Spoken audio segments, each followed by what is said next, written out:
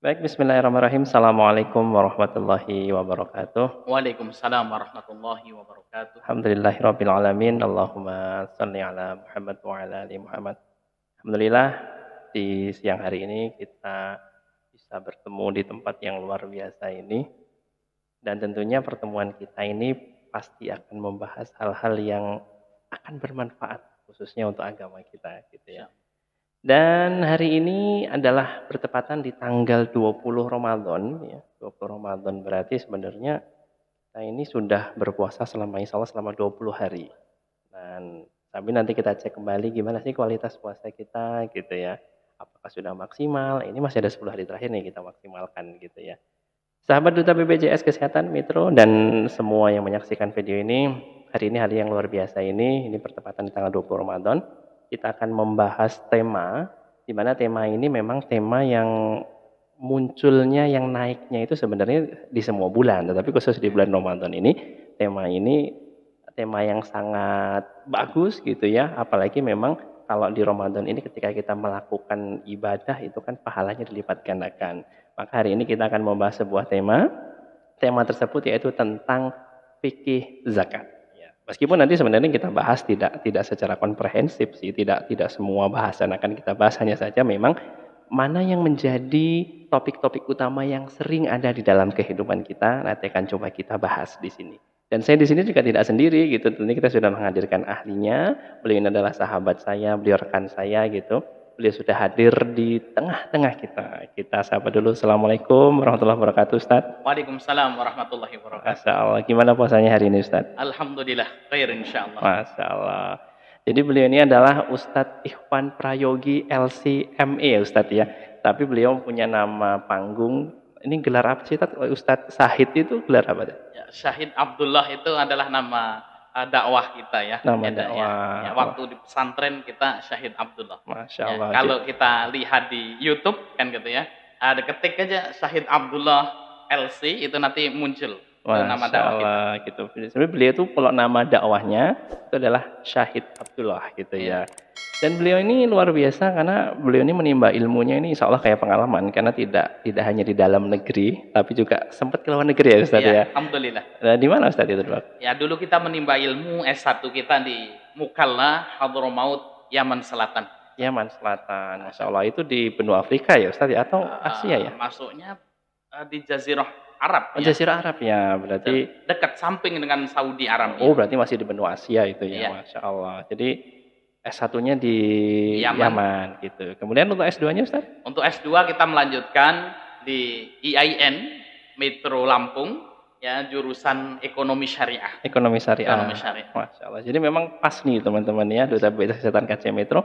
Beliau ini dulu memang sudah sempat di luar negeri di Yaman ya, dan ternyata S2-nya adalah ekonomi syariah. Maka biasanya zakat ini memang identik dengan ekonomi gitu ya. Maka hari ini kita hadirkan beliau untuk menjawab beberapa persoalan atau mungkin pertanyaan-pertanyaan yang sering ada di benak kita, khususnya berkaitan dengan fikih zakat. Baik Ustadz, yang sering kita temui di Ramadan ini gitu Ustadz ya, itu kan biasanya memang karena bulan berkah ya Ustadz ya, bulan berkah, kemudian pahala dilipat gandakan. Ada satu tema yang menarik memang yang selalu dihadirkan, salah satunya adalah tema zakat Ustadz ya. Tapi sebelum kita ke zakat Ustadz, kalau kita cek di Al-Quran nih misalkan Ustadz, itu kan di ayat itu ada yang menyebutkan wa mimma rozaqnahum yunfikun, berarti kan infak ya Ustadz ya, infak. Kemudian juga kalau di surat At-Taubah kalau tidak salah ya Ustadz ya, itu bahasanya kan hud min amwalihim sodaqotun ya, sodakoh gitu ya. Kemudian juga ada di ayat lain ternyata itu disebutkan wa iqamus shalah wa itauz zakah kalau tidak salah ya. Jadi ada 3 bahasa nih sebenarnya nih Ustadz. Jadi ada infak, ada sedekah, ada zakat. Jadi sebenarnya apa sih tiga hal ini Ustadz gitu yang dimaksud dengan infak, sedekah dan zakat ini? Oh iya. Ya Masya Allah ya. Kalau kita memperhatikan Al-Quran, memang kemudian apa? Kata sodakoh ini juga dipakai dalam ya yang berarti zakat. Tadi zakat disebutkan sama Pak Habib ya, khud min amwalihim sodakoh. Ambillah sodakoh dari mereka, dari orang-orang kaya, di mana sedekah di sini artinya adalah zakat. Oh, zakat. Ya, ada artinya adalah zakat. Namun kalau kemudian kita pahami lagi, ada perbedaan ya antara sodakoh, infak dan zakat kan ini. Oke, Ya oke. kadang-kadang kita ini kan sering keliru kan itu. Ini sedekah yang mana, infak yang mana, zakat yang mana kan gitu ya. Baik, akan kita mulai dari yang umum dulu. Yang pertama Yang adalah umum. sedekah. Oke, Ya. oke. Jadi sedekah ini adalah pemberian yang bersifat kebaikan katanya. Pemberian yang bersifat kebaikan ini bisa berbentuk materi maupun non materi. Ini adalah sedekah. Maka di dalam hadis itu disebutkan wa kullu ma'rufin shadaqatun. Segala sesuatu kebaikan itu adalah sedekah, kata baginda Muhammad SAW. Berarti yang dimaksud non materi termasuk ya kebaikan kita, atau mungkin kalau kita punya tenaga, punya pemikiran, itu juga bisa dikatakan itu dikatakan sedekah. Sedekah gitu. Ya. Jadi tidak hanya pada harta. Tidak hanya pada harta kalau sedekah. Bahkan Rasulullah SAW bersabda, "Tabassam muka fi wajhi akhika sedekah." Oke, betul. Ini hadis ini tenar nih anak-anak TK itu. Iya, masalah ya. Sesungguhnya senyummu kepada saudaramu itu adalah sedekah ya, kan betul, gitu ya. Betul, di dalam riwayat yang lain Rasul sallallahu alaihi wasallam juga bersabda wa tasbihatin shadaqatun. Kita bertasbih itu juga bernilai sedekah. Wa tahmidatin shadaqatun. Kita bertahmid itu juga bernilai sedekah. Wa takbiratin shadaqatun. Kita bertakbir, mengucapkan takbir itu juga bernilai sedekah. Berarti luas sekali ya Ustaz ya. Ya, makna sedekah itu lebih luas kan gitu ya. Luas sekali. Ya, ketika datang pagi hari kata baginda Muhammad SAW, kemudian engkau yang membantu saudaramu menaikkan barang di atas kendaraannya, itu juga merupakan sedekah. Ini kan berarti dengan apa? Dengan tenaga. Dengan kan tenaga, gitu ya. Betul. Masya, berarti luas sekali Ustaz ya, kalau terkait berbicara masalah sedekah ini definisinya ya. Ya, sedekah itu lebih luas. Ya, baik materi, uang maupun kemudian non uang ya, non materi dan non materi ya. Jadi gitu ya Duta BPJS Kesehatan. Jadi kalau kita berbicara sedekah itu ternyata luas sekali, pemikiran kita, tenaga kita itu, bahkan materi kita juga dikatakan sedekah. Gitu. Kalau infak gimana Ustaz? Ya. Jadi kalau infak itu lebih khusus daripada sedekah ya. Jadi kalau infak adalah mengeluarkan sebagian harta benda ya, kemudian yang dimiliki untuk kepentingan yang mengandung kemaslahatan. Jadi mengeluarkan harta benda, ya uang ya, yang berbentuk materi gitu ya. Yang kemudian tujuannya untuk kemaslahatan. Itu adalah infak, ya. Kemudian Allah Subhanahu wa taala berfirman terkait dengan masalah infak ini dalam Al-Qur'an, alladzina yunfiquna fis sarra'i wad dharra, kan gitu ya. Ciri-ciri orang beriman itu adalah orang-orang yang yunfiquna, menginfakkan harta mereka fis sarra' wad dharra. Baik dalam kondisi senang, dalam kondisi kaya maupun kondisi miskin, kan gitu ya. Ya. Rasul sallallahu alaihi wasallam bersabda dalam hadis yang lain, ya, dinarun, 1 dinar, ya, yang engkau infakkan di jalan Allah Subhanahu wa taala. 1 dinar yang engkau infakkan untuk fakir miskin. 1 dinar yang engkau infakkan untuk keluargamu, untuk istri, kan gitu ya. Maka kemudian kata Rasul, pahalanya yang paling benar adalah, yang paling besar adalah 1 dinar yang kau infakkan untuk keluargamu, untuk istrimu, supaya kemudian tidak meminta. Jadi seperti itu. Jadi infak ini juga hukumnya adalah mustahab sunnah. Ya. Kemudian bisa diberikan kepada siapa saja. Bisa ke siapa saja. Ya, ke siapa saja. Ya, termasuk kepada istri, kan gitu ya. Ya, bahkan orang yang berada di bawah penanggungannya, anaknya dikasih memberikan nafkah, itu juga termasuk infak. Oke, berarti sebenarnya infak ini adalah harta yang kita keluarkan, tapi tidak terbatas hanya misalkan untuk orang yang tidak mampu, untuk doa apa, tapi termasuk untuk keluarga kita, gitu ya. Termasuk untuk keluarga, kan gitu ya. Ya, jadi pemanfaatannya ya tidak ditentukan untuk infak ini, kan gitu ya. Tentunya untuk orang-orang yang membutuhkan, gitu. Berbeda dengan zakat nanti yang kemudian ya peruntukannya pun juga kemudian untuk orang-orang khusus, kan gitu ya. Betul. Oh, berarti itu teman-teman ya. Jadi kalau sedekah tadi secara umum itu ternyata dia lebih luas, bisa mal, bisa harta, kemudian juga bisa non materi gitu. Tapi kalau infak lebih banyak disebutkan sebenarnya lebih kepada materi ya. Materi. Bahkan yang harta yang kita berikan ke anak kita gitu, ke istri kita juga bisa dikatakan sebagai infak. Ini bisa dikatakan sebagai infak. Luar biasa sekali. Nah, ini sekarang yang paling penting Ustaz. Zakat ini apa sih? Ketika kita berbicara tentang zakat adalah harta yang wajib dikeluarkan. Jadi ini mengeluarkannya hukumnya adalah wajib. Kalau kita lihat pada kitab-kitab fikih seperti definisi dari zakat. Zakat adalah ikhraj malil makhsus, mengeluarkan harta khusus. Jadi tidak semua harta kemudian dikeluarkan. Ya, ada aturan mainnya. Harta apa saja sih yang kemudian apa? Wajib untuk dikeluarkan. Min ta'ifatin makhsusatin, dari kalangan khusus, yaitu orang kaya. Ya, orang kaya kan gitu ya. Kemudian ila ta'ifatin makhsusatin, kepada ya kelompok tertentu, yaitu orang-orang miskin. Ada nanti kita bahas tentang 8 asnaf yang berhak untuk menerima zakat. Seperti asnaf. itu. Catat ya teman-teman, asnaf. Ya, nanti kita bahas apa itu asnaf itu ya. Iya, thayyib kan gitu ya. Ini beda dengan infak kan gitu. Kalau infak misalnya, orang miskin pun juga bisa berinfak. Contoh, betul. ada orang dia punya harta belum sampai pada nisabnya itu, ya, kemudian hartanya sedikit, karena di dalam ayat tadi, alladzina yunfiquna fis-sarra wad-dharra, orang-orang yang menginfakkan hartanya baik dalam kondisi kaya maupun miskin, punya duit sedikit, kemudian dikeluarkan hartanya, apa ini? Infak. Dia bukan zakat, tapi infak. Ya. Betul. Berarti gitu.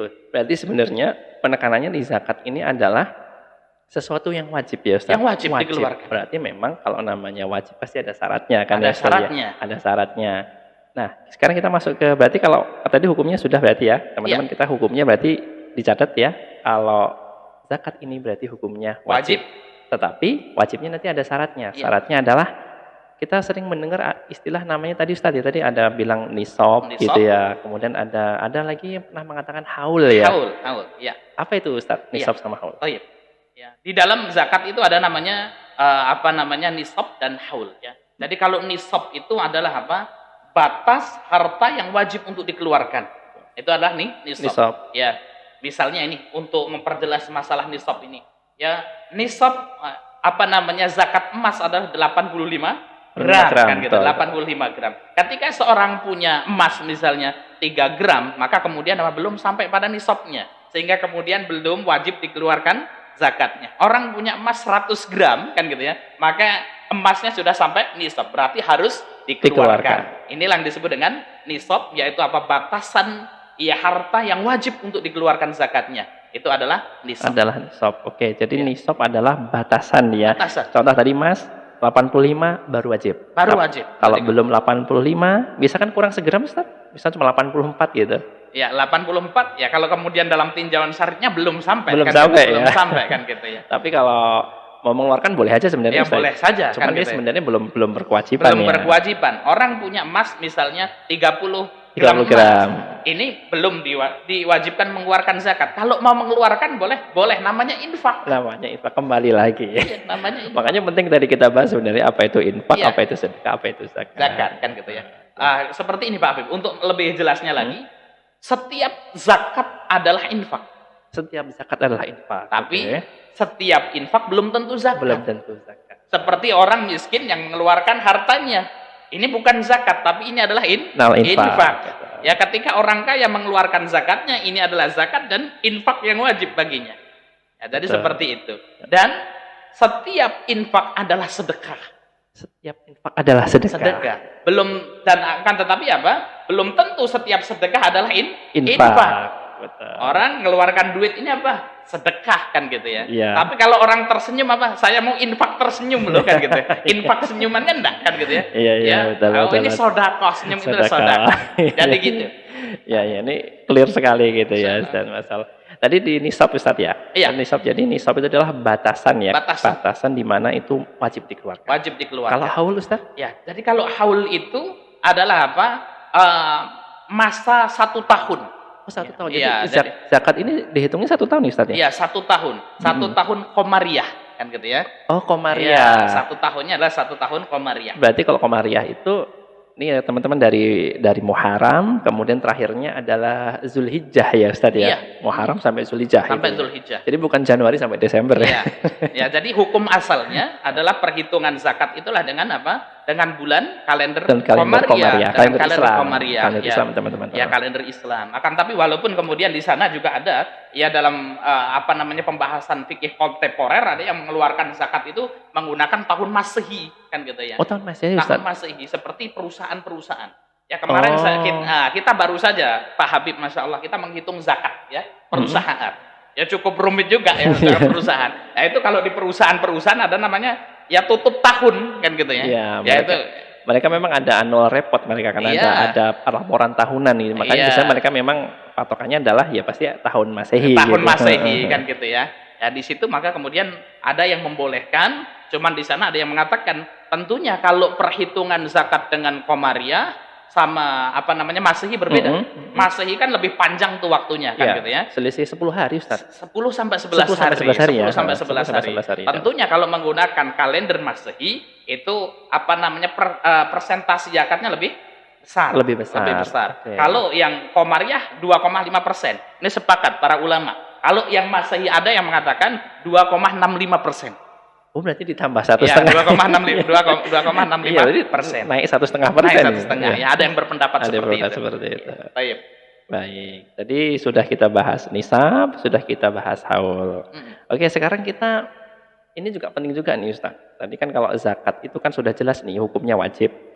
Wajib bagi yang punya harta tadi sudah ada batasannya sekian.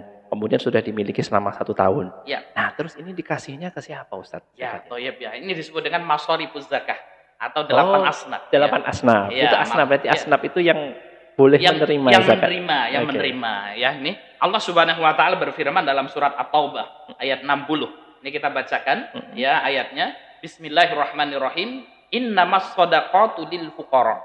Sesungguhnya sedekah atau zakat itu diperuntukkan oleh lil fuqara, yaitu orang-orang fakir, wal masakin, orang-orang miskin, wal amilina 'alaiha, yaitu amil zakat, wal mu'allafati qulubuhum, yaitu adalah orang yang kemudian butuh dilunakkan hatinya.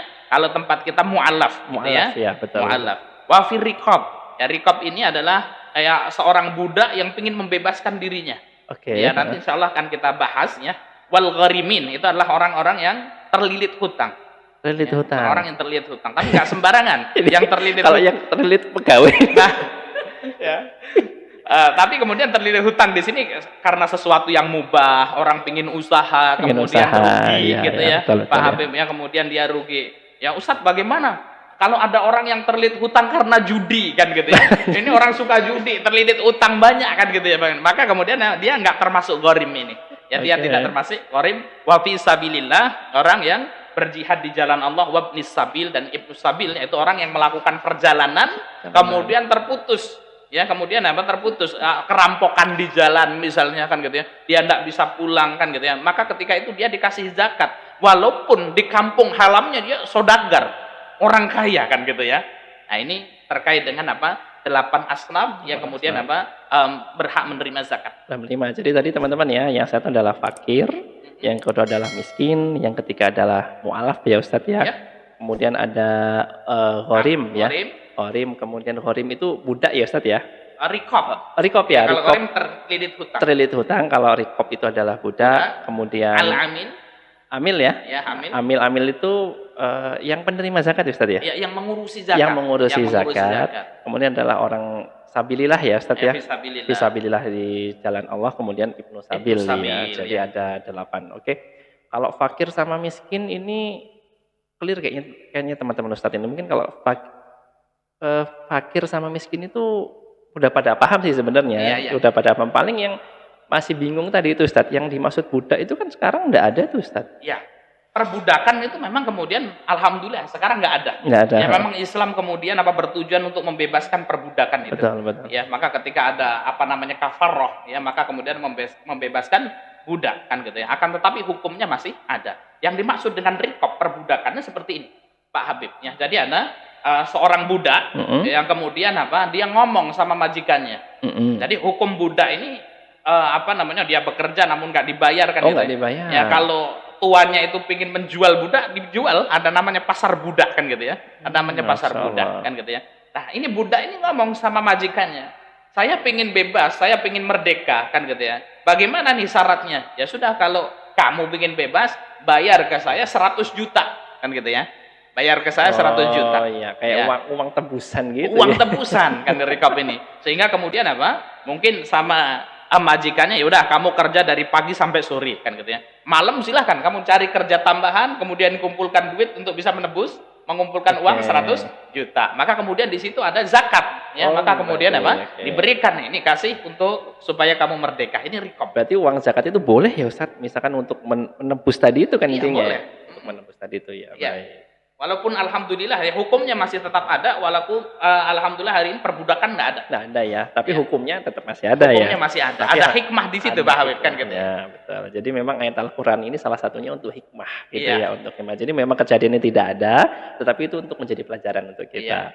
Tadi sudah clear ya. Jadi amil tadi sudah kita bahas juga ya, amil itu adalah yang mengurusi zakat, kemudian fakir miskin sudah, kemudian gharim. Kemudian rikob tadi juga sudah Ustaz ya. Rikob ini tadi. Ya, rikob ya. Gharim ya, gharim tadi juga sudah, itu adalah orang yang terlilit hutang. Terlilit hutang tapi dia bukan karena perjudian ya. Bukan karena perjudian. Kalau sabilillah, yang dimaksud sabilillah itu apa sih Ustaz? Yang berperang itu atau? Ya, sabilillah adalah kemudian militer ya, di sebuah pemerintahan yaitu apa namanya yang seperti militer namun tidak digaji sama pemerintah.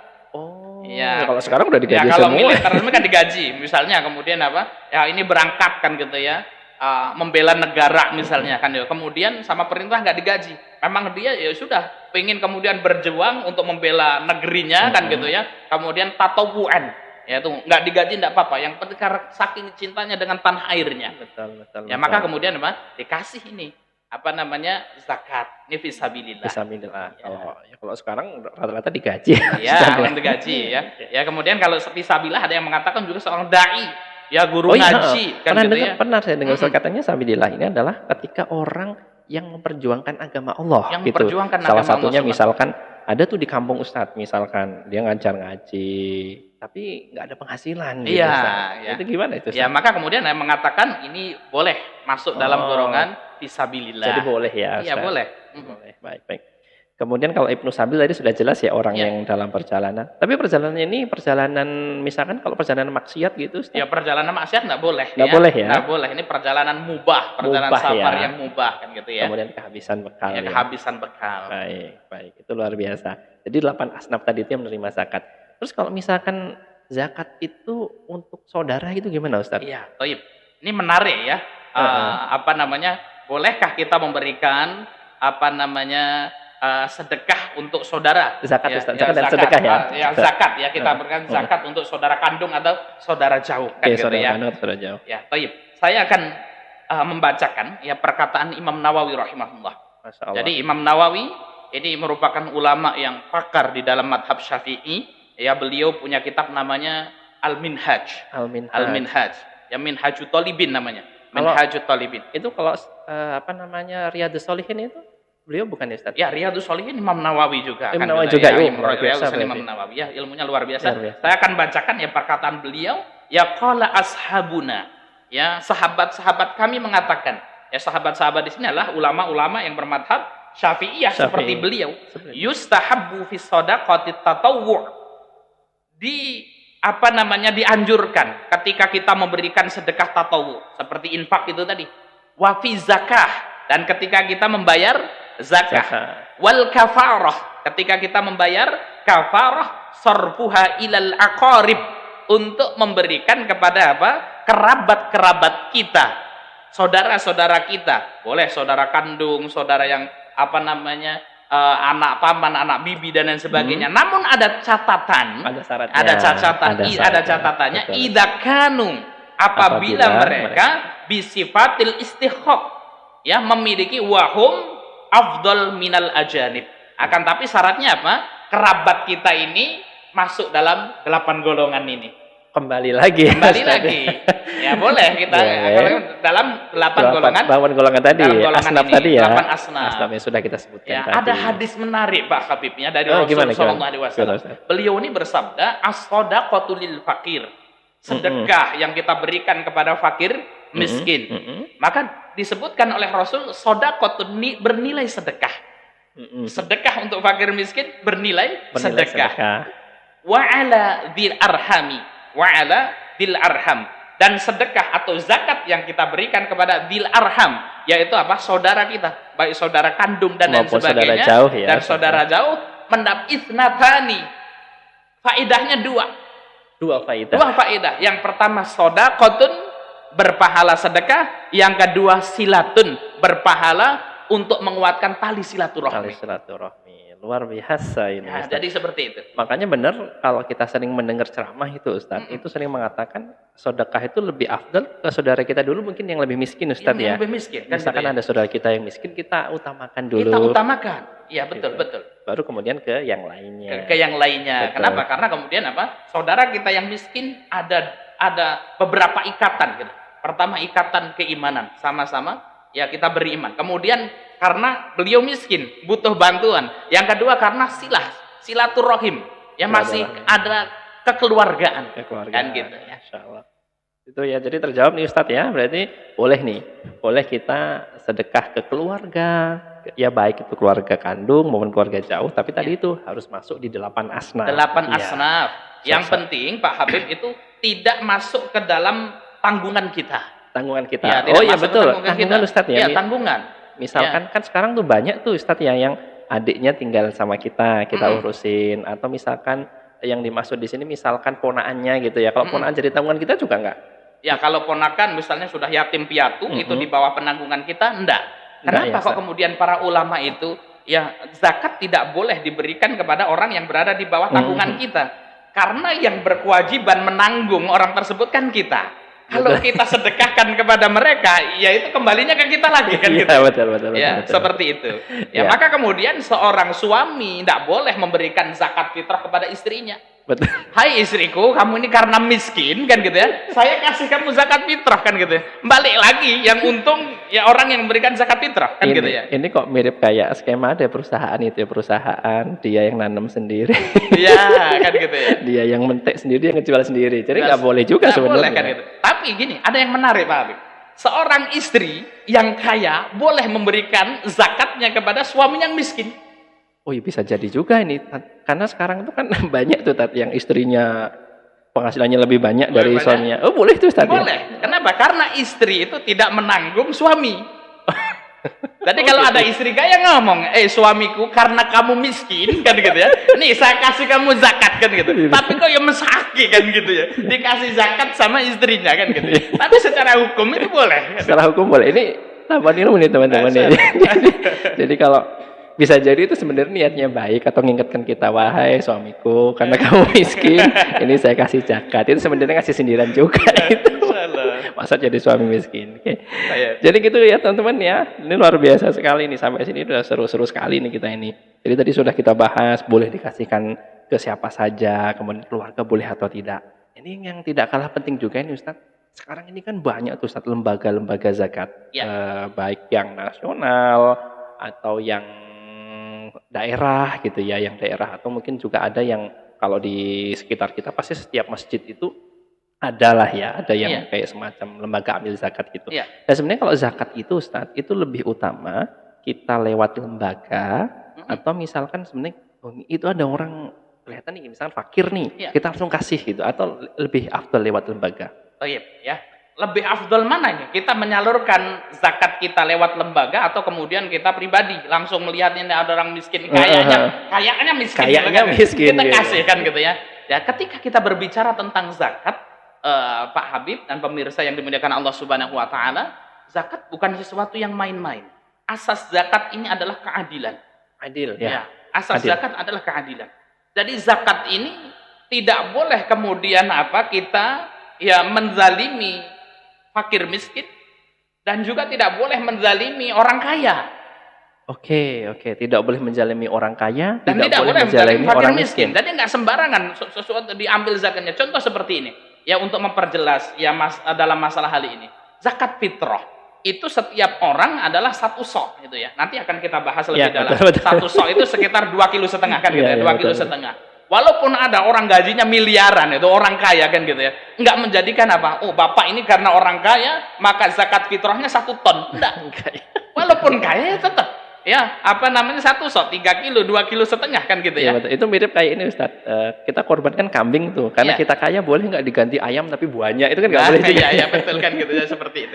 Begitu juga dalam penyaluran zakat ya, begitu dalam penyaluran zakat itu harus diberikan kepada orang yang tepat. Ketika kita memberikan zakat kepada orang yang tidak tepat, maka kita menzalimi orang-orang yang berhak menerima zakat Zakat, tersebut. betul, Maka betul. dalam hal ini butuh kehati-hatian yang sangat luar biasa.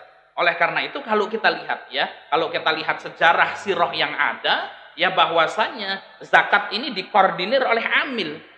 Maka Betul ya, kemudian betul. disebutkan di dalam Al-Quran itu, innamas shadaqat, Lil sesungguhnya fuqara sedekah ya. itu lil fuqara wal Wal masakin wal wal amilin, amilina betul, 'alaiha. betul. Disebutkan al amilina 'alaiha.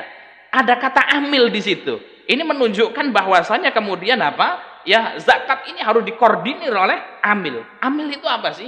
Amil adalah sebuah lembaga yang ditugaskan oleh pemerintah, diberikan hak otoritas, kemudian apa? Untuk mengambil zakat. Untuk mengambil Untuk zakat dari mengambil masyarakat zakat dari ya. masyarakat. Betul, betul. Ya, kemudian ada sirah. Ini Pak Habib ya. Mm-mm. Ketika Rasul Shallallahu Alaihi Wasallam memerintahkan sahabat Mu'ad bin Jabal untuk pergi ke Yaman. Nah, ini Mu'ad ini di Yaman kan. Yaman, Ya. Cuman saya belum pernah berkunjung ke masjidnya Mu'ad dulu waktu dia. ada Ustaz di sana? Ada, masjidnya Mu'ad bin Jabal ada. Maka Rasul Shallallahu Alaihi Wasallam itu mengatakan, ya Mu'ad, ketika engkau sampai ya ke negeri Yaman itu, perintahkanlah, dakwahkan Islam itu.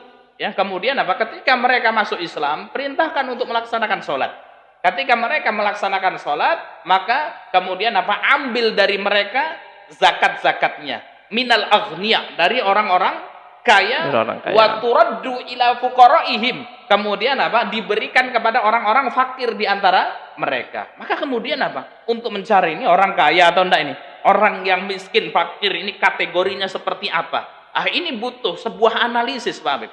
Enggak kemudian kayaknya itu tadi kan gitu ya. Wah, ada orang mungkin bajunya sederhana, akan tapi di rumahnya punya mobil Alphard, punya Pajero kan gitu ya. Tapi tampangnya miskin kan gitu, dikasih zakat kan gitu ya. Jangan sampai seperti itu. Oleh karena itu, kemudian ada lembaga zakat ini, ada lembaga zakat. Maka kalau kemudian kita lihat ya dalam sirah-sirah yang ada, ya bahwasanya pengumpulan zakat itu dibayarkan kepada amil. Ya, kalau di tempat kita lembaga yang kemudian ditunjuk oleh pemerintah resmi ya seperti Basnas lah kalau di tempat kita, ya maka kemudian apa? Ya dibayarkan ke situ. Betul, Ya. betul. Sehingga kemudian apa? Lebih merata. Lebih merata. Lebih merata dan tidak salah target, insya Allah. Betul, Pak betul. Habib. Jadi Gitu. memang karena tadi itu ya teman-teman sekalian duta BPJS Kesehatan, karena zakat itu harus adil, tidak boleh menzalimi orang kaya, tidak boleh menzalimi orang miskin. Orang miskin. Makanya sebenarnya yang lebih utama adalah lewat lembaga. Lewat lembaga. Jadi lembaga itu memang ada dua teman-teman ya. Lembaga yang pertama adalah BAS. Kalau BAS itu Badan Amil Zakat, biasanya Basnas itu berarti milik pemerintah. Ini kalau yang saya baca ya. Kalau dia yang swasta itu disebutnya sebagai LAS, Lembaga Amil Zakat. Misalkan kalau kita tahu sekarang ada IZI, ada Dompet Duafa dan lain sebagainya. Itu adalah lembaga-lembaga yang sah ditunjuk oleh pemerintah untuk menerima zakat dari zakat. Ustadz ya. Jadi hukumnya seperti itu ya Pak Habib, hukum asalnya seperti itu. Hukum Tapi asalnya. misalnya Ustadz, ada saudara kita ini kita tahu nih fakir betul, miskin betul kan gitu. Mana yang kita utamakan? Kita berikan kepada lembaga atau kemudian kita langsung kan gitu ya. Nah, kalau kita memang tahu itu saudara kita kan gitu ya. Ya nanti kalau kita kasih ke lembaga misalnya nanti ini nggak dapat kan gitu, kelewatan kan gitu ya. Maka boleh dalam kondisi seperti ini sudahlah tak kasih sama bude saya lah kan gitu ya. Kenapa ini sangat membutuhkan sekali, kita serahkan langsung dalam hal seperti ini boleh. Boleh. Ya betul. Jadi itu lebih bijak sebenarnya Ustadz ya. Apalagi misalkan kalau kita zakatnya banyak misal Ustadz ya. Misalkan kita zakatnya banyak. Ya kalau kita yakin ada saudara-saudara kita mungkin Ustadz ya atau tetangga kita yang kita yakin sebenarnya itu miskin, sebagian kita serahkan ke situ, tapi mungkin ada juga yang ke lembaga Ustadz ya. Lembaga kan jadi, gitu Pak ya. Jadi lembaga jalan, tetapi silaturahmi kita juga tetap jalan. Betul. Gitu, ya. Kan ada juga di luar sana saudara-saudara kita yang zakatnya itu sampai 1 miliaran Pak. Masya Allah. 1 miliaran kan katanya. Ini kalau pegawai ini sampai pensiun belum tentu. Ya betul sekali Ustaz. Jadi memang tadi itu ya, jadi memang lebih baik sebenarnya ke lembaga, tapi juga tidak menutup kemungkinan kalau kita yakin tetap kita lebih bijak memang, dan memang kita yakin sebenarnya kalau di lembaga itu mereka bisa lebih bersifat adil gitu ya. Menarik Ustadz, ini sampai di sini kalau kita bahas zakat ini sebenarnya seharian juga mungkin tidak selesai nih. Cuman ini apa yang keresahan-keresahan lah kesan teman-teman yang menyaksikan kita ini coba kita jawab di sini. Kemudian Ustadz yang tidak kalah menarik, saya pernah mendengar nih, ini di fikih zakatnya di fikih kontemporer Ustadz ya. Ini di buku kalau tidak salah karya Dr. Yusuf Qaradawi. Beliau itu menyebutkan ada tentang zakat profesi. Itu apa sih Ustadz? Kok ada zakat profesi gitu? Karena kalau di yang sebelum-sebelumnya gitu, itu itu sebelumnya kita kan tidak mengenal zakat profesi, itu kan di fikih beliau itu ada tentang zakat profesi. Jadi apa itu Ustaz zakat profesi itu? Baik, ya. Zakat profesi adalah zakat penghasilan. Ya, zakat profesi adalah zakat penghasilan atau bagian dari zakat mal yang wajib dikeluarkan atas harta yang berasal dari pendapatan atau penghasilan rutin dari pekerjaan yang tidak melanggar syariah. Contoh pegawai negeri, kan negeri, gitu ya. Dokter buka praktek, kan gitu ya. Betul. Ya, ini adalah kemudian zakat profesi. Zakat profesi. Ini yang disebut dengan zakat profesi. Kemudian kalau untuk aturannya sama nggak Ustaz dengan zakat mal itu? Profesi ini kan sebenarnya kan menghasilkan uang tuh. Itu aturannya sama nggak dengan zakat mal Ustaz? Ya, toyib ya. Zakat profesi sendiri ada khilaf di kalangan para fuqaha ya terkait zakat profesi. Ada nggak sih zakat profesi? Ada sih nggak zakat profesi? Ada yang mengatakan, oh nggak ada zakat profesi. Ada yang mengatakan ada. Bahkan para asatid kita di Indonesia juga kemudian berselisih terkait dengan zakat profesi ini, kan gitu ya. Akan tapi saya akan bacakan ya Pak Habib, ya MUI itu kemudian mengatakan zakat profesi itu ada. Ya kemudian ada ayatnya yang kemudian bisa kita bacakan di sini. Ya dalil bahwasanya zakat profesi itu ada. Allah Subhanahu wa taala berfirman dalam surat Al-Baqarah ayat 267, saya bacakan. Bismillahirrahmanirrahim. Ya ayyuhalladzina amanu, wahai orang-orang yang beriman, anfiku, ya berinfaklah atau berzakatlah min thayyibat, dari yang baik. Ya, kemudian maka sabtum, ya dari ya penghasilan yang kau dapatkan. Maka kata maka sabtum di sini, ya ulama-ulama yang mengatakan oh zakat profesi itu ada. Ini dalilnya di sini. Ya diperintahkan kita untuk mengeluarkan sebagian dari harta kita dari hasil ya usaha yang kita lakukan. Wa mimma akhrajna lakum minal ardh. Dan yang engkau ya dapatkan dari hasil bumi. Ya itu kemudian oh ini ayat yang menunjukkan dalil ya tentang zakat profesi mimma kasabtum, dan kemudian tentang zakat pertanian. Ya tentang zakat pertanian. Ya.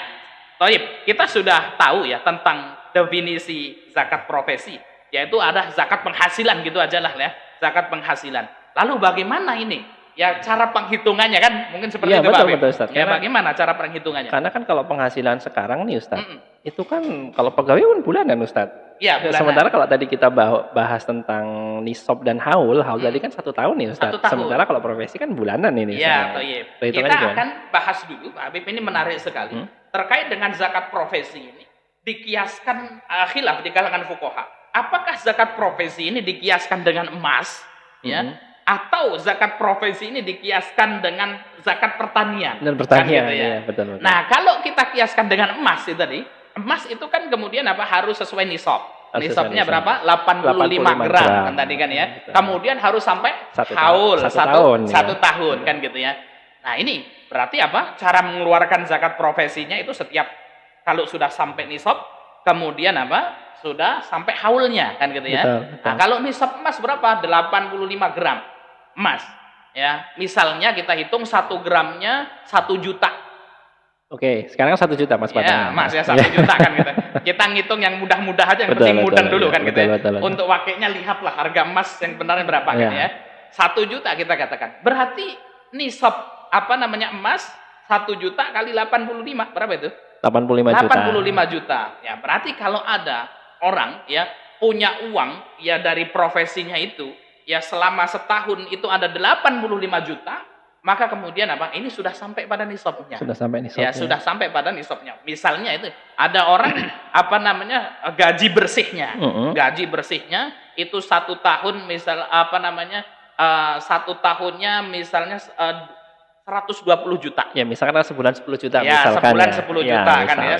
Misalnya sebulan 10 juta. Nah, lalu bagaimana? Kalau 1 tahun kan 120 juta. Betul. Ya, maka kemudian sudah sampai 1 tahun. Ini haulnya sudah sampai, nisabnya sudah sampai.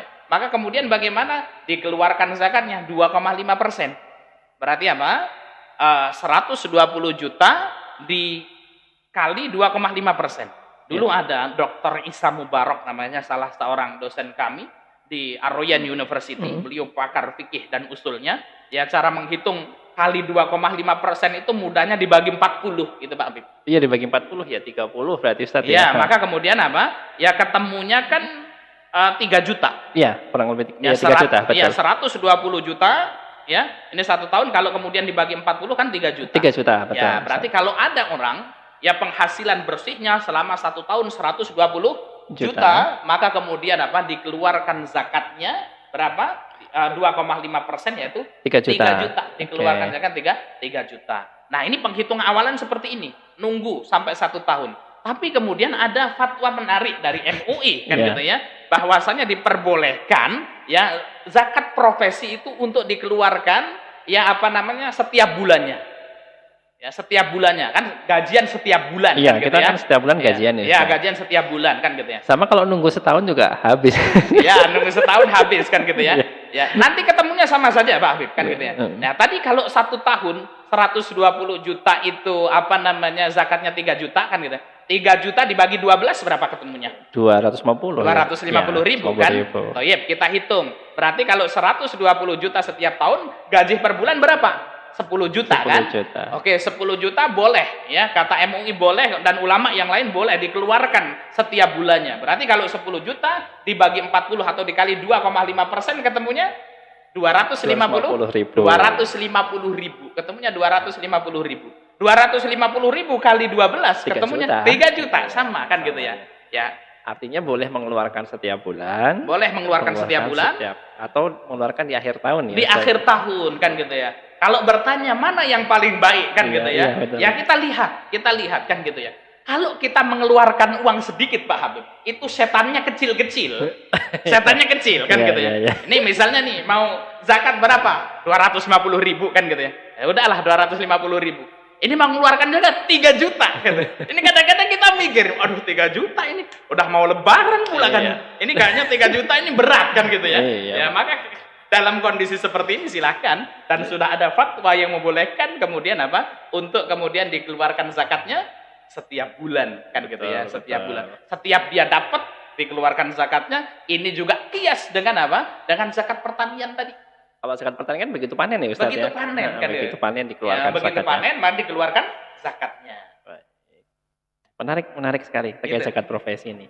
Ini tapi juga masih ada yang mengajal nih Ustaz. Iya. Tadi kan kita ilustrasikan nih, kita ilustrasikan penghasilan bersihnya kan 10 juta. Kalau misalkan Ustadz, kita gaji memang 10 juta, tapi hutangnya banyak. Jadi hutangnya ini misalkan lah 10 juta, angsurannya 5 juta, jadi tinggal 5 juta ini Ustadz. Ini gimana nih kalau kayak gini Ustadz? Ya, menarik untuk kita bahas. Jadi yang dikeluarkan zakatnya adalah kemudian penghasilan bersih atau setelah dipotong ya? Iya, penghasilan bersih. Bersih itu kan berarti setelah dipotong. Ya kalau ada orang gajinya 10 juta per bulan, gajinya 10 juta per bulan, dia punya cicilan rumah 6 juta.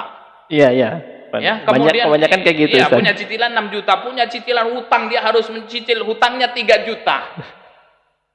Dalam satu rumah ada 10 orang kan gitu.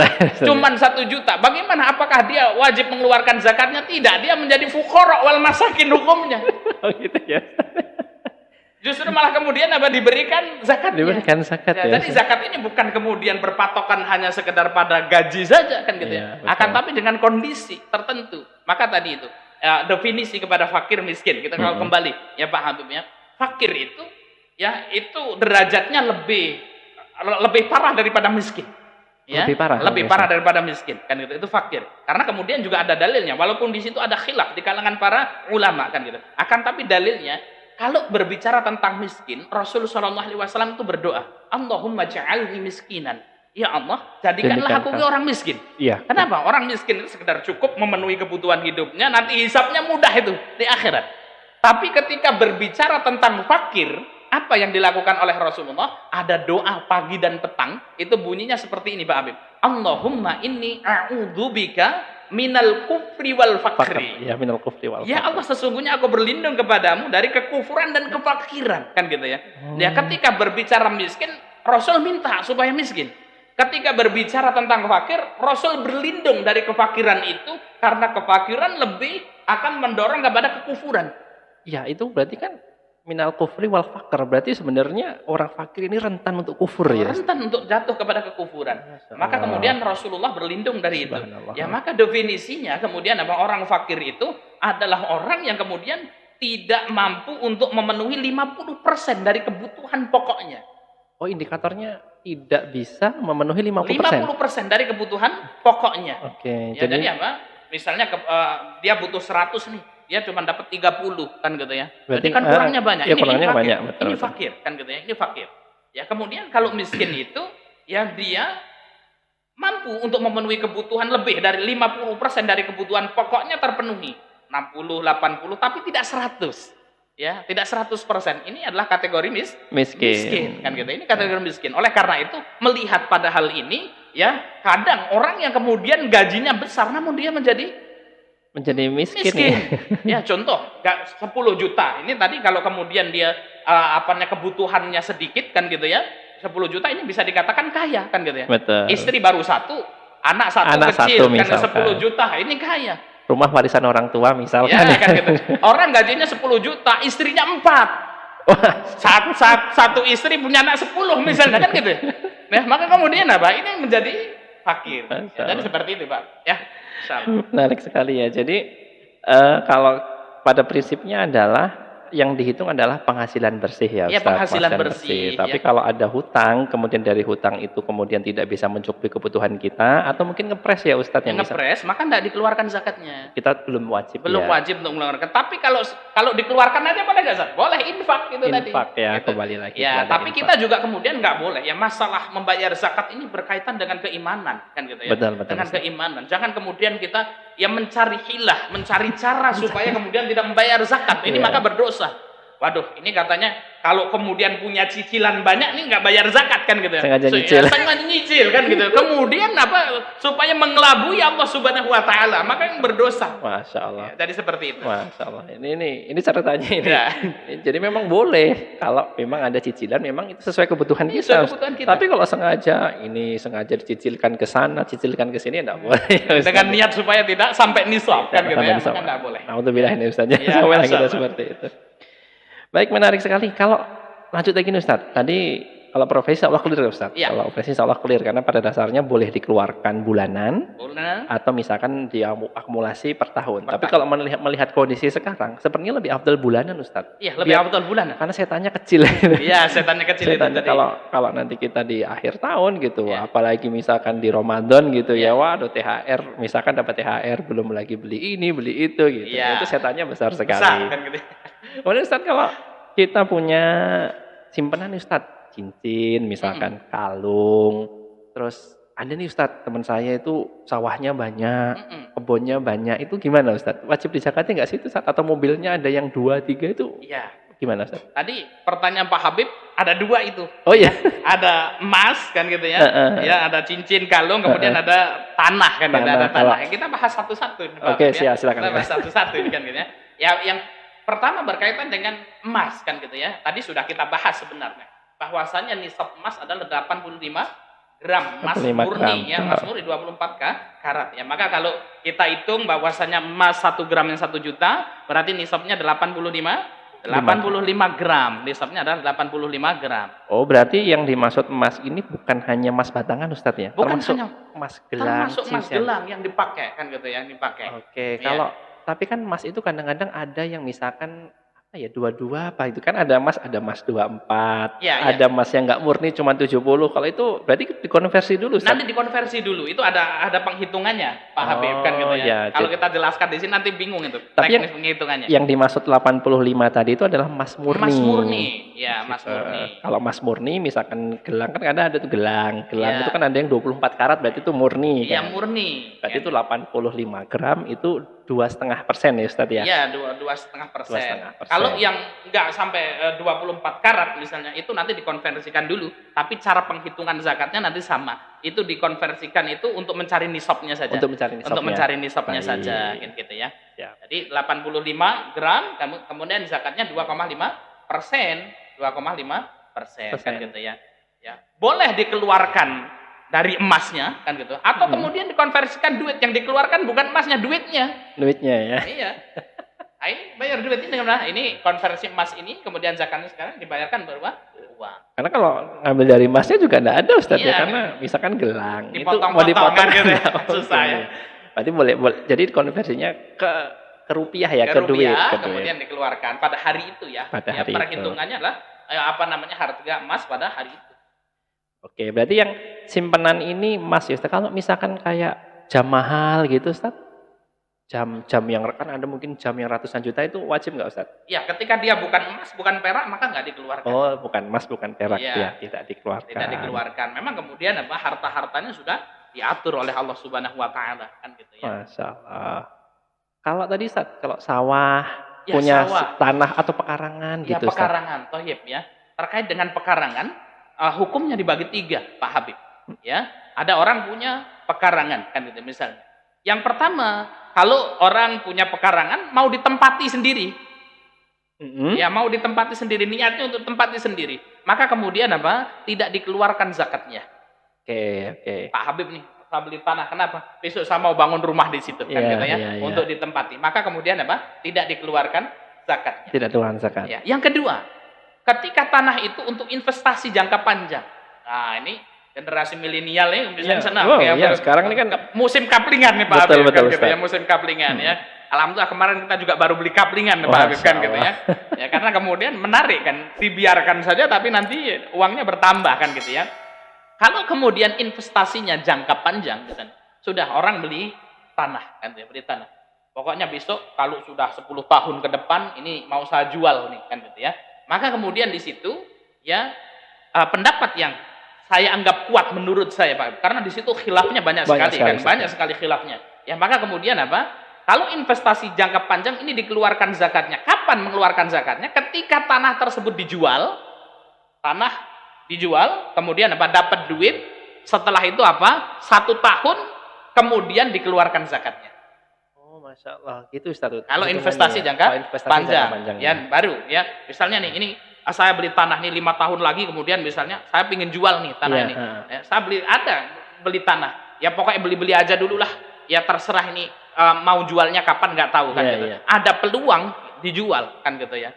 Ada teman butuh kan gitu, pengen bangun rumah, ya sudah ini dibeli ini tanah saya, dijual kan gitu. Kita dapat duitnya sampai nisab atau belum kan gitu ya. Nisabnya 85 gram ya emas itu tadi kan gitu. Setara dengan 85 gram ya. Iya. Oh ini sudah sampai nisabnya, kemudian tunggu duitnya nggak langsung dikeluarkan. Tunggu 1 tahun dulu, kemudian masih sesuai dengan nisab sampai haulnya, maka kemudian dikeluarkan. Oh gitu. Tapi kalau langsung dibelikan lagi enggak ya Ustaz ya? Kalau dibelikan lagi enggak kan gitu. Dibelikan lagi. Maka kemudian dibelikan laginya ini dengan catatan kan gitu ya. Apakah untuk menghindari zakat itu tadi? Ya, maka enggak boleh. Kembalikan niatnya. Ya, kemudian yang ketiga, Pak Habib terkait dengan tanah ini yaitu apabila memang beli tanah itu untuk jual beli, seperti orang beli kaplingan itu kan gitu ya. Ya, maka kemudian ya wajib untuk dikeluarkan zakatnya setiap tahun. Karena untuk bisnis ya. Karena untuk bisnis. Ya, karena wajib dikeluarkan zakatnya setiap tahun karena untuk bisnis. Tapi kembali lagi kalau sampai nisab ya Ustaz ya, harus sampai nisabnya. Harus sampai nisab kan gitu, harus sampai nisab. Pernah ada juga Pak Habib, ibu-ibu datang, Pak Ustadz saya ini beli pekarangan kan gitu ya. Lah mau dijual atau enggak Bu? Ya, pokoknya sih enggak tahu ya cita-citanya ke depan mau dibuat ruko dan lain sebagainya. Saya dengar Pak Ustadz, ya harga tanahnya sekitar 55 juta kan gitu ya. Setiap tahun itu harus dikeluarkan zakatnya kan gitu ya. Kalau 55 juta ini kan sekitar 1 jutaan berapa kan gitu ya. Kemudian setiap tahun dikeluarkan zakatnya 1 juta, 1 juta, 1 juta, 1 juta. Padahal tanahnya ini belum tentu dijual kan gitu ya. Nanti kemudian habis ini duitnya kan gitu ya. Nah, duitnya habis kan. Asetnya habis untuk bayar zakat. Ya, maka kemudian inilah kemudian yaitu nanti bayar zakatnya setelah ibu ini menjual tanah. Ya, duitnya ditunggu lagi 1 tahun haul, maka kemudian baru ketika itu dikeluarkan zakatnya. Ya, kecuali memang orang yang bisnis tanah nih, kaplingan tanah nih, beli kan itu memang kemudian ya sudah dapat jual, maka ini setiap tahun harus dikeluarkan. Harus keluarkan ya Ustaz. Berarti ini nyambung dengan misalkan kalau kita punya mobil Ustaz ya. Punya mobil. Jadi kita punya mobil itu kan pasti di atas nisab semua harganya Ustaz. Iya, betul. Karena kita punya mobil dan mobil ini hanya untuk pemakaian sendiri berarti nggak wajib zakat juga. Nggak wajib ya, terkait dengan mobil kendaraan misalnya. Beli mobil Alphard misalnya kan gitu 1 miliar. Ya, yang masih keren Rubicon kan gitu ya. Rubicon ya, bukan Rubicon ya, Rubicon kan ya. Ya, maka kemudian itu 2,7 M kan gitu ya. Iya, itu sampai harganya banyak kan gitu ya. Beli dia mobil itu, harganya sudah jelas sampai nisab. Tapi kalau dipakai sendiri maka nggak dikeluarkan zakatnya. Walaupun dia kemudian beli 1000 mobil, kan gitu ya, untuk dipakai sendiri untuk koleksi, ya, dan tidak berniat untuk dijadikan jual beli, maka tidak dikeluarkan zakat, betul. Ya, tapi kalau kemudian punya 2 mobil pick up misalnya, kan gitu ya. Untuk bisnis. Ya, untuk bisnis, kan gitu ya. Sudah sampai pada nisabnya dikeluarkan zakatnya. Dikeluarkan zakatnya. Ya. Jadi memang zakat ini kalau kita tarik kesimpulan dari tadi adalah ketika dia yang menghasilkan, Ustaz. Yang menghasilkan. Ketika dia aset mati yang tidak cuman misalkan tanah yang kita tempati, mobil yang kita gunakan, kan sebenarnya tidak menghasilkan, malah itu mengalami penurunan nilai sebenarnya. Iya, kalau itu tidak wajib, Ustaz. Tapi kalau yang menghasilkan, berarti termasuk misalkan kita punya rumah kontrakan, punya ruko yang disewakan, itu semuanya wajib. Iya, Masya Allah. Jadi luar biasa sekali kalau kita melihat konsep Islam ini, Pak Habib, ya.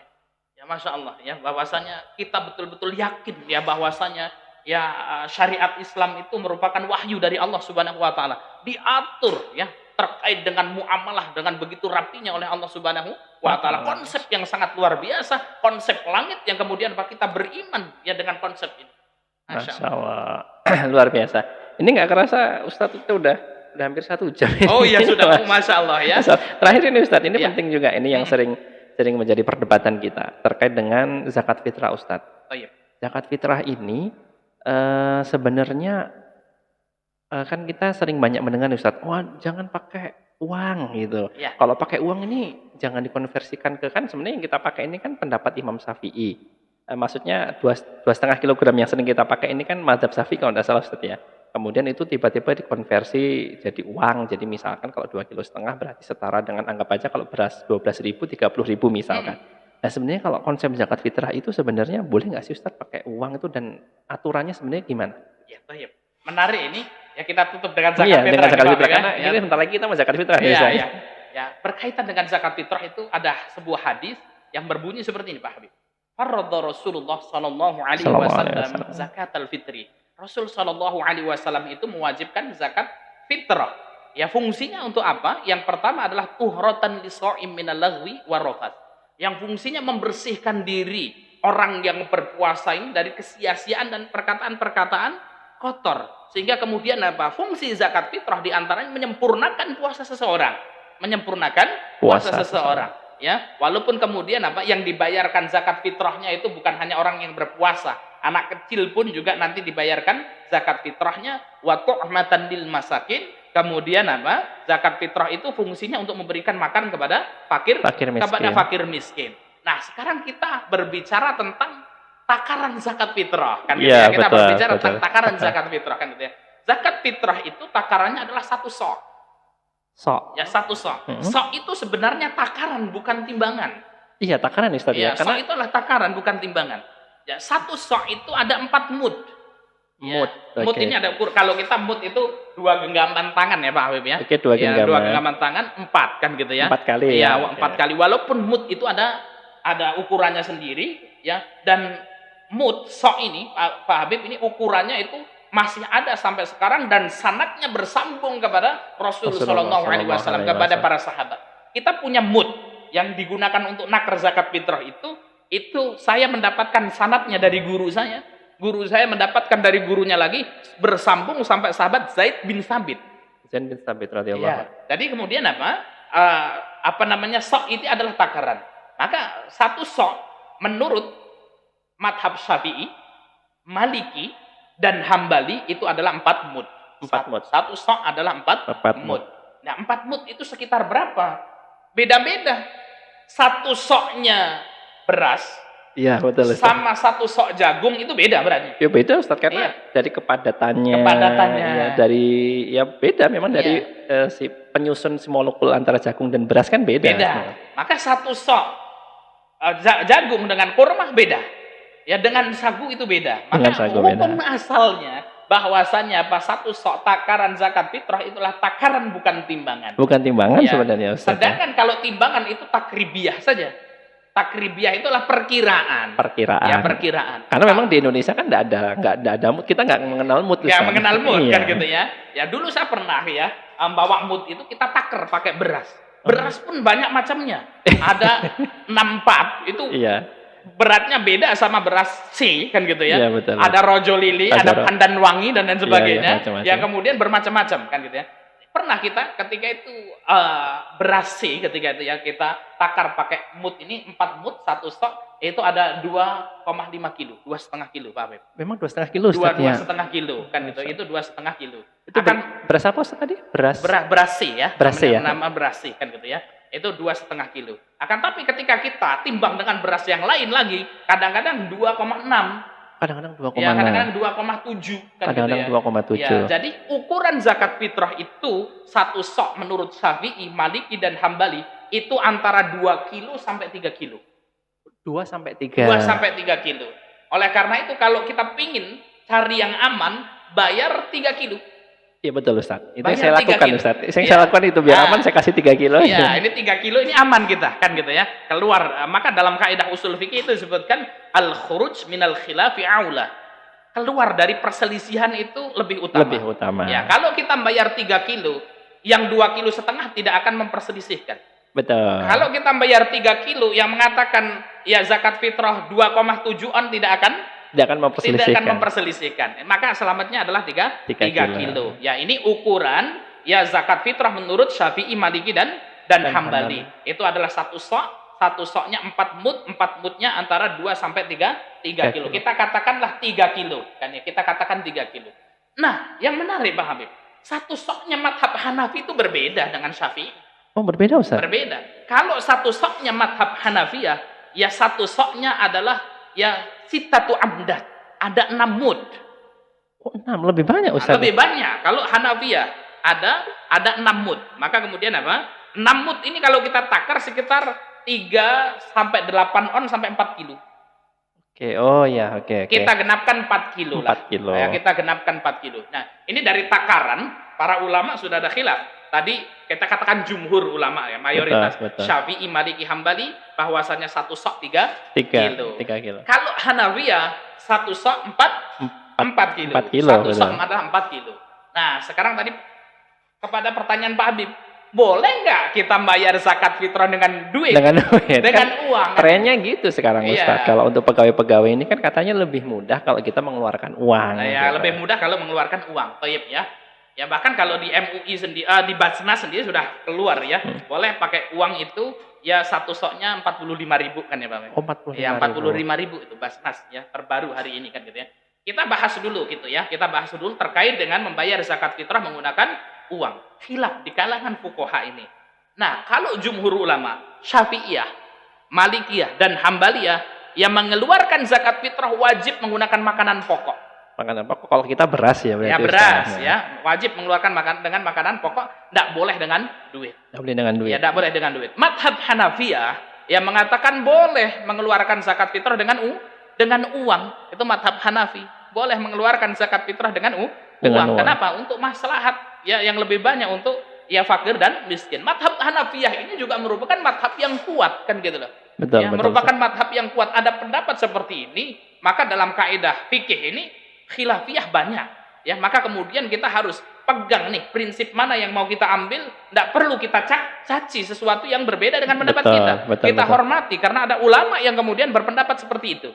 Hanafiyah mengatakan apa? Boleh membayar zakat fitrah dengan uang, tapi ada catatan Pak Habib. Oh, gimana Ustaz catatannya? Nah, berarti kalau orang bayar zakat fitrah pakai duit itu pakai madhabnya siapa berarti? Pakai madhab Hanafi berarti. Hanafi. Berarti takarannya? Berarti harusnya 4 mut, 6 mut ya Ustaz ya? Takarannya harusnya 6 mut. Atau kemudian 4 kilo. Ini harusnya seperti itu. Maka orang yang membayar zakat fitrah dengan uang, maka kemudian ini menggunakan madhab Hanafiyah, maka takarannya juga diserasikan dengan madhab Hanafiyah. Kalau mau bayar zakat fitrah dengan duit, kan gitu ya, maka kemudian apa? Ya nominal 4 kilo. Nominal 4 kilo ya. Kalau 4 kilo. Kalau sekarang beras yang kita konsumsi 10.000 lah tapi beras. Lagi naik ini Ustaz. Oh, lagi naik ya. lagi naik kemarin habis beras. Gitu ya. Misalkan 12.000 berarti kurang lebih 48.000 ya. 48.000 kan gitu ya. Nah, namun hari ini yang terjadi bayar zakat fitrahnya pakai uang, madhab Hanafi, takarannya pakai Takarannya Syafi'i. madhab Syafi'i. Takarannya pakai Syafi'i 2 kilo 2 kilo setengah. Yang menjadi pertanyaan sekarang, loh Pak Ustadz, sah nggak ini orang yang membayar zakat fitrah pakai duit dengan 2 kilo setengah? Ya, jawabnya sah saja. Kenapa? Karena ya di sana ada pendapat Hanafiyah yang mengatakan satu soknya itu sekitar 2 kilo. Oh, ada pendapatnya. Ada pendapat. Tapi mungkin ini pendapat apa pendapat ya? yang sedikit. Yang sedikit dalam madhab Hanafiyah kan sedikit. Jadi satu sok itu bukan 4 kilo. Ada yang mengatakan satu sok itu 2 kilo. Baik. Maka dalam satu madhab pun juga ada khilaf yang banyak kan gitu ya. Maka kalau kemudian kita melihat ini, walaupun orang bayar ya zakat fitrah pakai duit harganya 2 kilo setengah, masih ada yang membolehkan dalam madhab Hanafi. Oleh karena itu, ya Pak Habib seperti ini. Ya ini menarik sekali. Kalau ada orang, kita kan sudah tahu nih hukum-hukumnya. Maka kita ambil, kalau kita sudah tahu ilmunya, kita ambil yang terbaik. Kalau kemudian mau bayar zakat fitrah, bagaimana? Kalau kita ngambil pendapat jumhur, ya sudah, kita bayarkan pakai makanan pokok, yaitu kemudian 3 kilo. 3 kilo. Itu afdolnya. Lebih utamanya. Tapi kalau ada orang nih, kita jadi panitia zakat kan gitu ya. Ada orang datang bawa beras 2 kilo setengah kan gitu ya. Maka kemudian kita katakan ya sah. Ya, karena khilafnya antara 2 sampai 3 kilo. Pernah nih kejadian Pak Habib, waktu saya kecil dulu, saya pernah diminta sama mak saya untuk pergi ke masjid, bayar zakat fitrah. Ketika bayar zakat fitrah ditimbang ya sama panitianya. Ketika ditimbang, ketika itu ukuran yang ada di masjid itu 2,5 kilo. Kurang 1 on. 2,4 on. Ini panitia teriak. Ketika itu saya masih kecil, ini kurang, tidak sah zakatnya. Akhirnya saya pulang dari masjid itu sambil nangis kan gitu. Mak, kurang 1 on. Sama ibu saya itu ingat diambilin beras 1 rantang itu balik kasihkan semuanya ke panitia. Ya padahal tetap sah saja karena kemudian itu kan takribiyah kan seperti itu. Itu adalah takribiyah. Jadi seperti itu. Kalau kita pakai makanan pokok, kalau kita mau bayar pakai uang, maka kemudian afdolnya ya harga 4 kilo. Tapi kalau mau membayar kemudian ada orang bayar kemudian pakai duit ukuran 2,5 kilo, sah atau tidak? Sah. Jadi semuanya sah. Sehingga kemudian di sini banyak juga yang kemudian dengan kaidah ini kemudian menyalahkan, ini tidak sah dan lain sebagainya. Semuanya sah kok kan gitu ya. Dalam fikih itu kemudian kalau kita perdalami, maka kemudian di situ ada hal-hal yang membolehkan, akan tetapi di sini kita bisa lebih tasamuh lagi. Kita bisa lapang dada. Iya, lapang dada, nggak kemudian asal menyalahkan dan lain sebagainya. Akan tapi karena kita sudah tahu ilmunya, kita mengambil pendapat yang paling kuat dari pendapat tersebut. Betul. Karena pada dasarnya di agama ini kita harus lebih hati-hati ya Ustaz. Kita harus lebih hati-hati. Apalagi kalau kita sudah tahu hukumnya, jangan sampai kita, naudzubillah ini, sengaja mencari celah, untuk mengamankan harta kita. Menarik sekali Ustadz, ini luar biasa pembahasan penutup kita yaitu tentang zakat fitrah. Jadi kesimpulannya adalah zakat fitrah itu teman-teman kalau menurut mazhab 3 mazhab ya Ustadz ya, itu yang lebih utama adalah makanan pokok Syafi'i, Hambali, kemudian Maliki. Itu lebih utama makanan pokok. Karena kita di Indonesia ini makanannya adalah nasi, berarti kita keluarkan beras nih teman-teman. Jadi apa yang teman-teman makan berasnya itulah yang dikeluarkan. Tapi ketika memang mau mengeluarkan dengan nominal uang, nah ini juga diperbolehkan. Tetapi lebih afdalnya kita menggunakan takarannya mazhab Hanafi. Karena dalam mazhab Hanafi, pendapat yang masyhur ya Ustaz ya, pendapat yang masyhur itu sebenarnya lebih kepada satu soknya itu kurang lebih 4 kg. Jadi kalau kita konversi ke dalam beras, itu kurang lebih Rp48.000. Jadi gitu, terjawab ya teman-teman sekalian Duta BPJS Kesehatan KC Metro. Mudah-mudahan dengan pembahasan kita pada siang hari ini membuat kita tergerak, yuk kita sucikan harta kita. Karena kan pada dasarnya yang kita keluarkan ini hanya 2,5% kok teman-teman. Yang wajib kita lakukan 2,5%. Dan yang kita miliki itu 97,5. Lebih banyak yang kita miliki daripada yang harus kita keluarkan. Gitu ya. Baik Ustaz, ada pesan terakhir Ustaz mungkin untuk Duta BPJS Kesehatan KC Metro terkait dengan zakat ini? Ya, zakat merupakan sesuatu yang Allah Subhanahu wa taala wajibkan, maka kemudian ya kalau kepingin harta kita barokah, maka keluarkan zakat kita. Insya Allah ya dengan dikeluarkan zakat yang ada, maka Allah Subhanahu wa taala akan memberikan keberkahan bagi harta kita, dimakan, dikonsumsi, menyehatkan harta kita, dapat melahirkan amal-amal soleh yang diberikan kepada anak-anak akan dimudahkan belajarnya oleh Allah Subhanahu wa taala, dijaga kesehatan kita, dan kemudian apa? Ya kelak ya di akhirat kita mendapatkan pahala yang banyak dari Allah Subhanahu wa taala. Insya Allah. Terima kasih Ustaz Syahid sudah membersamai kita di siang hari ini. Pembahasannya cukup menarik. Nanti kalau ini menarik ya, Cak kameramen, kita nanti lanjutkan topik apa kira-kira yang bakal di request yang bisa kita diskusikan. Nanti insya Allah kita siap memfasilitasi teman-teman apa yang pengen didiskusikan, apakah terkait dengan masalah agama atau masalah lainnya, nanti insya Allah kita siap memfasilitasi. Demikian, terima kasih. Sekali lagi kami ucapkan terima kasih kepada Ustaz Syahid sudah menerima undangan kami di waktu yang ini puasa loh, luar biasa. Beliau ngomong itu kayak tidak ada hausnya. Padahal ini kondisinya kondisi puasa, tapi itulah orang beriman, ketika berpuasa malah bertambah imannya, jadi malah tidak mengurangi semangat. Demikian, saya mengucapkan terima kasih dan mohon maaf atas segala kesalahan, dan assalamualaikum warahmatullahi wabarakatuh. Waalaikumsalam warahmatullahi wabarakatuh.